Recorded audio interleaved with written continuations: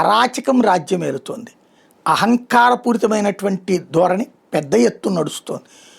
తృణమూల్ కాంగ్రెస్ ఓటమిని భరించలేక ఓ పక్కన సువేందు అధికారి పిఏ మర్డరు, అట్లాగే నిన్న ఒక బీజేపీ కార్యకర్త హత్య, తాజాగా ఆర్జేకర్ ఆసుపత్రి ఎవరైతే ఒక మెడికోని రేప్ చేసి మర్డర్ చేశారో ఆ కేసు మీద పోరాడి గెలిచినటువంటి ఆ అమ్మాయి తల్లి ఉంది కదా రత్న, ఆ రత్న ఇంటి మీదన బాంబు దాడులు చేశారు తృణమూల్ వాళ్ళు.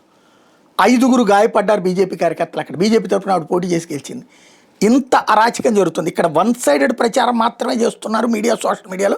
కమ్యూనిస్టుల మీద జరిగింది లెనిన్ విగ్రహం దాడి లాంటివి చెప్తున్నారు, కానీ ఇది చెప్పట్ల. అదే సందర్భంలో వాళ్ళ ఆఫీసులు తీసేసింది చెప్పట్ల, వాళ్ళ ఆఫీసులు ఓపెన్ చేశారు అన్నటువంటి. పైగా అక్కడ అరాచకాలు మళ్ళీ మమతతో కలిసి అరాచకాలు చేయడం ప్రారంభిస్తున్నారు. మమత వల్ల నా సర్వనాశనమైన వాళ్ళు ఇప్పుడు మళ్ళీ మమతతో కలిసి నాశనం చేయడానికి ప్రయత్నిస్తున్నారు. అట్లాగే మరొక BJP worker Kishan Haldar murder అయ్యాడు. ఎక్కడ?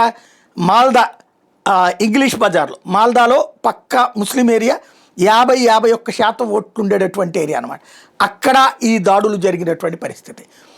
వరుసగా జరుగుతున్నటువంటి దాడులు ముస్లిం ప్రభావిత ప్రాంతాల్లో ఎక్కువగా ప్రాణాలు తీయడం కానీ లేకపోతే హింసించడం కానీ చేస్తున్నారు.